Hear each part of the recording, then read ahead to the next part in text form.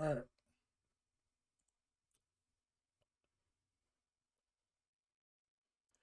Ladies and gentlemen, this is a very special interview right here. My boy Jaylan, no playing Phillips, you know what I'm saying? The best boxer right now, bro. The best boxer right now, bro. Man, me and this dude been knowing each other since what, like first grade? First grade or something like that? Like, bruh, I'm telling you, like, we've been grinding on like every single thing that we do since we met, bro. And just to see him where like he's at, it's amazing, bro. So shout out to you, bro. You know what I'm saying? I love you, bro. You know what I'm saying? I'm super proud of you. You feel me? So yeah. Yes, sir. FightHype.com, bro.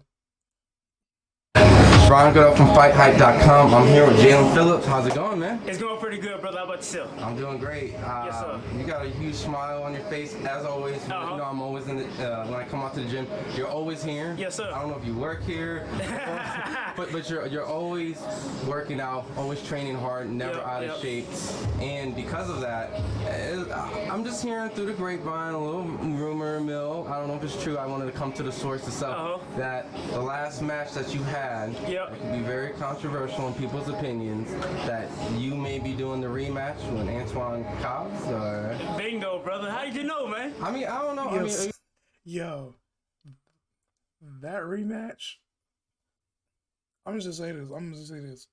That rematch is gonna be very one-sided. I'm gonna just say that. It's gonna be very one-sided, bro. Like, y'all just don't know, bro.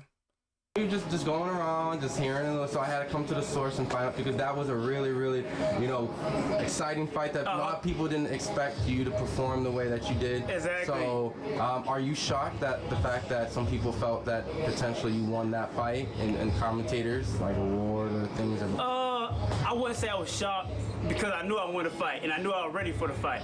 And if the truth be told, nobody knows this, but I was in the ring with him twice in sparring before we even fought. So, I already knew what he can do, and I knew he couldn't handle me. I'm really surprised that he wanted the rematch, Me, personally, if I was him, in his camp, I would have done the smart thing, get a better opponent like everybody else fighting these easy fights, get an easy fight, build my name up, get another 48-second knockout, look like a superstar. But I guess they wanted to test him again, if you can't beat me, then how you gonna be the champion right away? But he got time, But he beat me, for him is impossible. Are you surprised that they want to do the rematch, seeing the fact that you felt you won the fight, and then in their corner would probably be better to go in like another direction if they felt this was, not the performance they wanted? Me personally, yeah, I'm very surprised, man. And like I say, they should have went a different direction. But hey, we here. It's a blessing for me, and hopefully he comes ready. But me, brother, I expect him to be more prepared this time. I expect him to have better conditioning. I expect him to be a little smarter, be a little bit, preserve himself.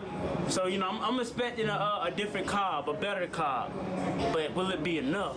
That's the question. Will it be enough? And me personally, knowing how hard I train and how much better I've gotten, I don't think it's gonna be even close. Now I know he's with the, with Jay Prince, and then where would the fight, or when would the fight take place? It's gonna be September 23rd in Newark, New Jersey. Oh, on the Shakur card. Yeah, on the Shakur. I think it's Shakur Consecutive. Yeah. I forgot the name of the venue, but it's gonna be September 23rd. Yeah. And am I ready? You're damn right. So in this sense, it's kind of like you're going back once again on his backyard, like another Shakur card. Yeah. Doing the rematch.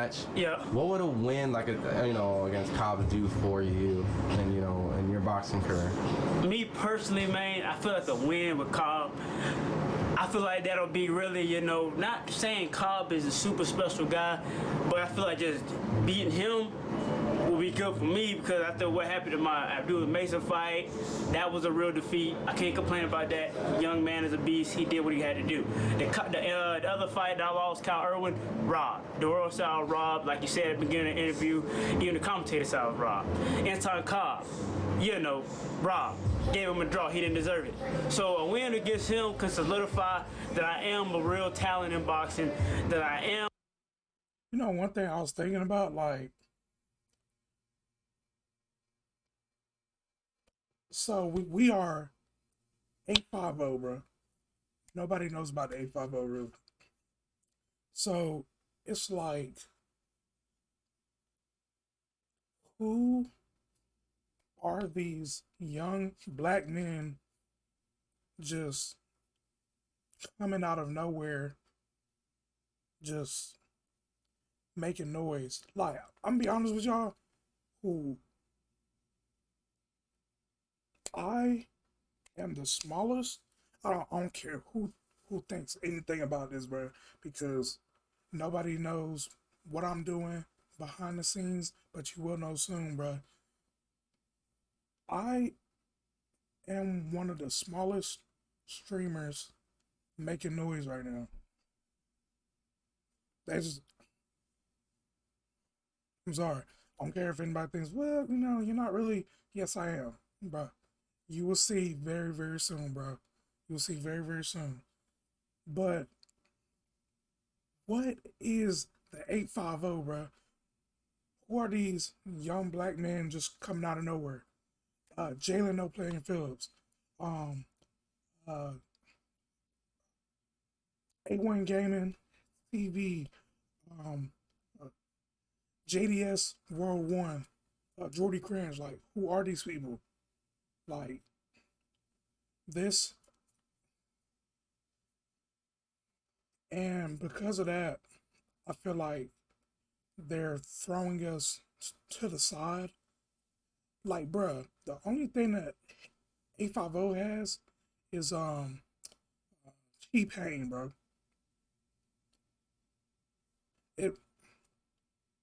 Honestly, that's all we got. So it's like we're just like being thrown to the side pretty much.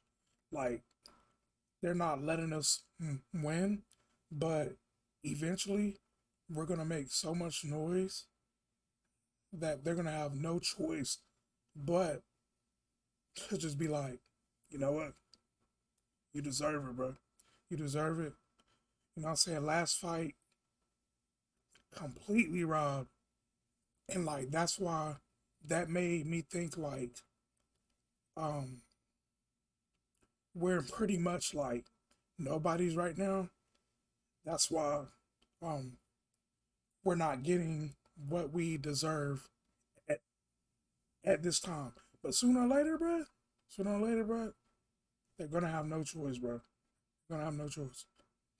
I'm a good fighter, and that I do have what it takes to be a champion. And if I do them like the way I plan on doing in a dominating fashion, like me and my coach Bullet got planned, then it's gonna show that, hey, this young boy is the next big thing. We gotta watch out for him, and that's what I want. That's all I want, is to be great. Like, that's all I want to be. No disrespect to him in this camp.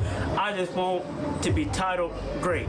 And with that, titles and things, I couldn't remember I just want to make sure I'm clarifying. It's like not playing, no playing. That's right, no playing. Jaylan, no playing Phillips. Can we talk a little bit about the no playing? Because obviously there's no playing when you go into the gym. There's no playing when you take these fights.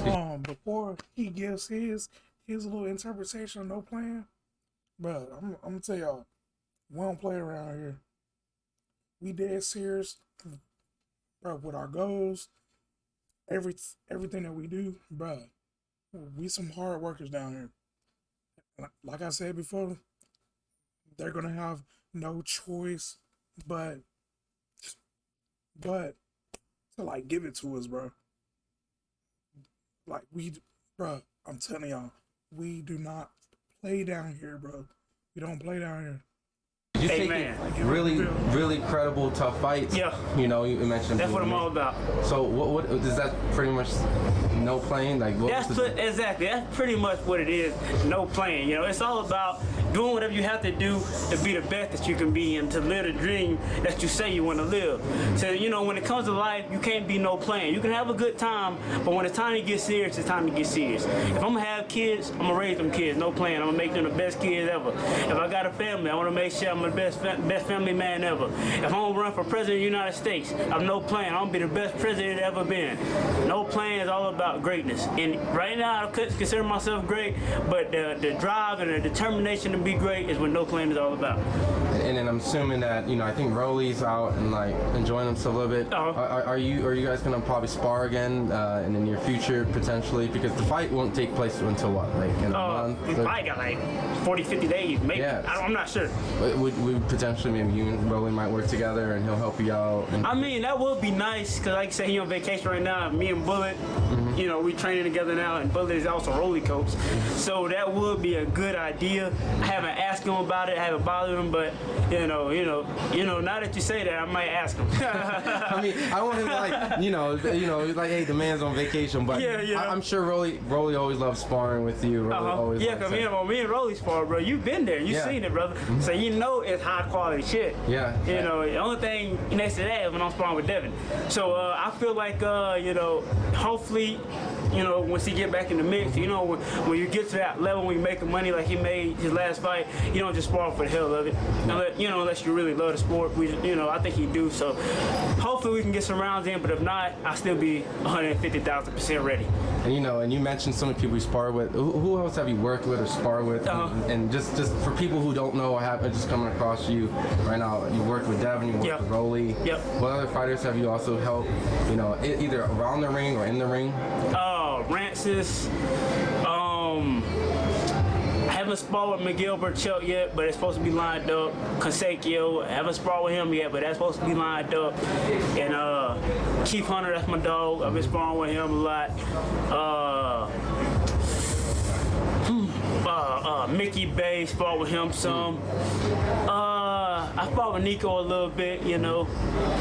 It's hard I haven't sparred with a whole lot of super guys, but when I have sparred with some pretty good guys, it's always excellent work. No, it's definitely great work. Yes, sir. And just because the fact that you have personal experience, I guess I do want to ask, because there's some new welterweights, lightweights entering divisions and things like that. So you can kind of like outside looking in because you haven't been in there, but obviously I'm sure you've heard the Errol Spence's fight, like with Frank Martin has spoken, they want like a Rolly. Have you seen Frank Martin's fights, and would he be able to handle like a Rolly? I think they might have sparred, but just. Oh really? I think that I believe they sparred. Oh, they sparred. I guess they got one up on them. I guess because usually that's how it go. If you spar somebody and they call you out, that means they think they can beat you because what happened in sparring. So I don't know, man. Frank Martin is very technical sound. Working with Derek James, he's very strong. He's like I said, he's sharp. He's a good fighter. I won't knock him. He's a great, nothing special because he's regular, but he's a good fighter, fundamentally sound, and he's strong. Rolly, he got the power, he's a little awkward, but can he, will he be able to sharpen up the tools that not get caught? Because like I say, Frank Martin is very fundamentally sound. When you fundamentally sound like that, you can see openness, and you're always in a perfect position to counter. So we'll see, if he can get his fundamentals together, but I think that's a good fight for both fellas, and I feel like, I'm going for my good dog Rolly, but it's going to be a tough fight, either way you put it. Now, you're kind of in that situation where you said you sparred someone and then you're now fighting for the second time. Now, obviously, one way I think can beat him, and on the end with you and Kyle, it didn't really work the way maybe that they expected. And your end, it worked that way. It worked exactly how I thought. But not exactly how I thought I could win it, but down there how I thought. How do you know by going sparring that you can go, okay, we're working on stuff in sparring, but at that point, I think I can beat him? Like, because you don't really, I guess some people say sparring, right? Like the Jake Paul Rockmount situation, when they sparred, one feels the other, but when some people feel when they saw the sparring footage, that I don't know if you saw that came out.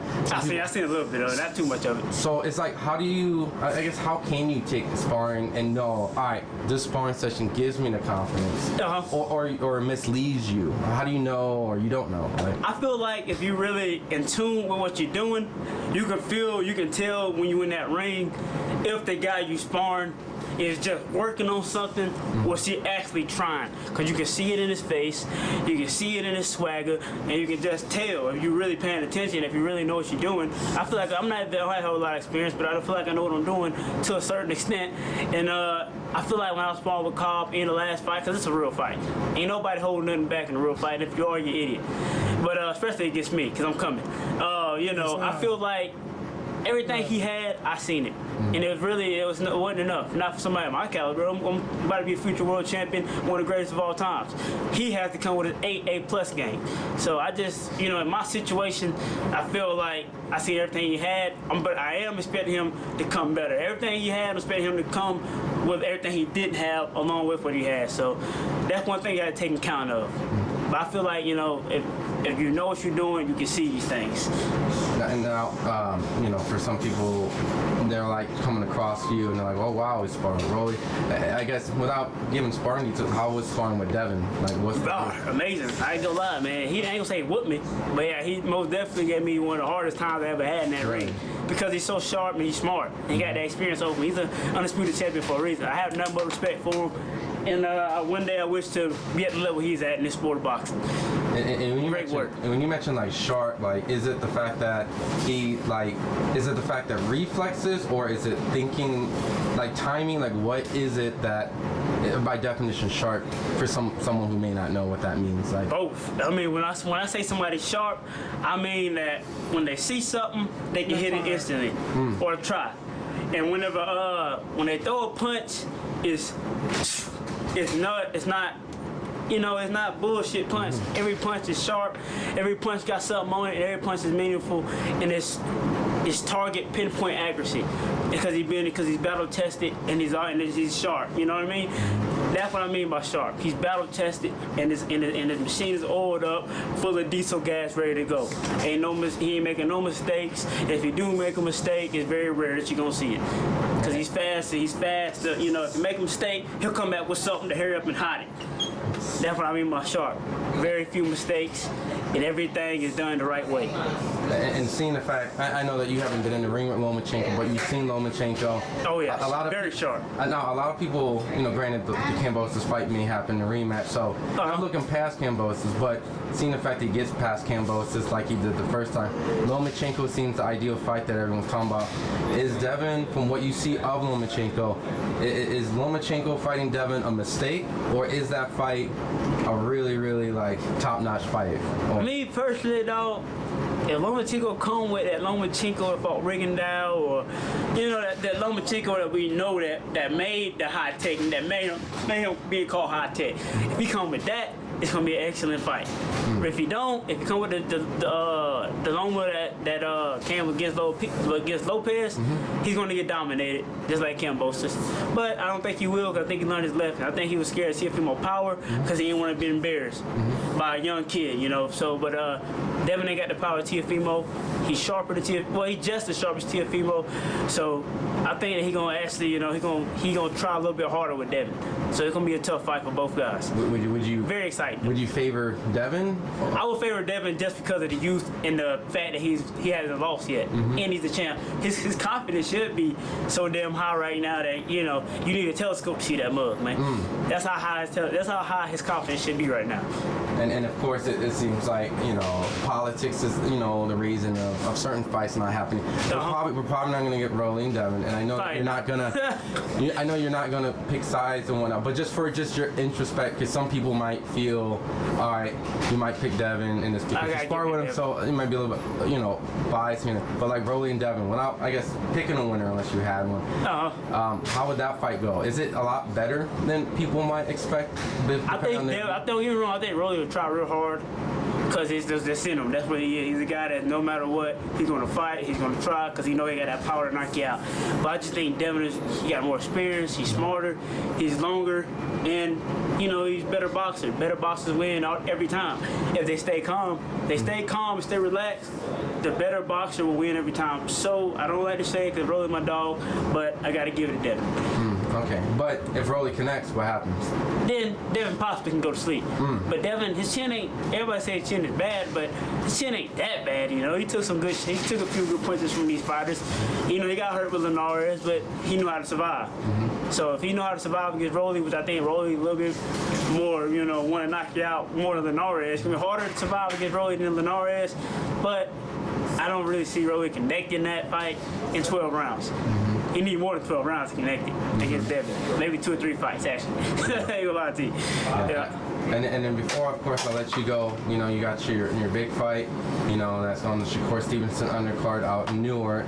Really exciting times to get the rematch. And, you know, props to, you know, Cobb's coming back. You know, you guys are coming together, and when opposed to some fights go in different directions, you guys are running it back. And, you know, the fight fans are going to get a great fight. You damn right you will. And any last messages with fans and social media where they can follow you and what, you know, whatnot?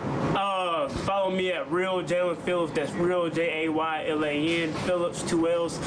And Facebook Jaylan Keon Phillips. Like his brother said, it's gonna be a wonderful fight. Me, I'm coming to dominate. I really want a one-sided performance, but I'm not gonna put him down. I'm not gonna say he's not gonna come with his A game. I'm gonna say this, bro. It's gonna be one-sided. You feel me? You know what I'm saying? I say it. Because, you know, he's with Shakur them, and they ain't got him over there for no reason. So we know he can fight, but I hope he can fight good enough to make it a good fight. Because if he don't come with his AA++ game, then it's going to be one-sided and completely dominate. Awesome. Appreciate it, champ. Yes, sir. I appreciate you, brother. Yes, sir. Yes, sir. Yes, sir. Ron Goodall. Shout out to you, bro. Jaylan playing Phillips. Cannot wait to see the fight. You feel me? It's gonna be a knockout. It's gonna be a knockout. For sure.